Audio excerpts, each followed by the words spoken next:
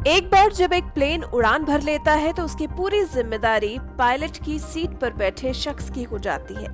अब वो उस प्लेन को चाहे डेस्टिनेशन तक पहुंचा दे या फिर कहीं रास्ते में उतार दे या फिर संभाल ना पाए और हादसा हो जाए, ये सब पायलट के हाथ में होता है।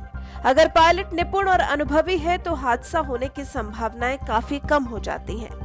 अब 8 अक्टूबर के दिन यानी कि एयरफोर्स डे के दिन सरसावा एयरफोर्स स्टेशन से रूटीन ट्रेनिंग पर निकला वायुसेना का हेलीकॉप्टर थोड़ा डगमगा गया। शायद उसमें कुछ तकनीकी खराबी आ गई थी।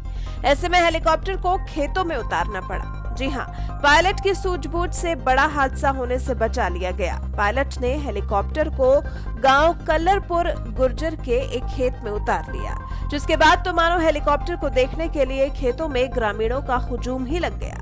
पुलिस ने घेरा बनाकर उन्हें रोका। तकनीकी परेशानी दूर होने के बाद शाम को करीब 6:30 बजे हेलीकॉप्टर यहां से सरसावा के लिए उड़ान भर सका। मतलब आप अंदाजा लगाइए कि कोई हेलीकॉप्टर सरसावा एयरबेस से उड़ान भरता है और उड़ान भरने के कुछ ही देर बाद यानी कि करीब 9:15 बजे हेलीकॉप्टर को खेतों में उतारना पड़ता है। पायलट और सह पायलट ने हेलीकॉप्टर से उतरकर सबसे पहले वायुसेना के अफसरों को तकनीकी खामी के बारे में सूचित किया। इंस्पेक्टर रामपुर मनिहारान कुलदीप सिंह फोर्स के साथ मौके पर पहुंचे और ग्रामीणों को मौके पर जाने से रोका। फिर थोड़ी ही देर बाद दूसरे हेलीकॉप्टर से वायुसेना के इंजीनियर्स वहां पहुंचे और खामियों का परीक्षण किया। खराबी कुछ ऐसी थी कि करीब 9 घंटे बाद वो ठीक हो सकी। शाम को 6:30 बजे हेलीकॉप्टर वहां से उड़ पाया। वायुसेना की तरफ से कहा गया कि हेलीकॉप्टर रूटीन ट्रेनिंग पर था और उसे एहतियातन उतारा गया था।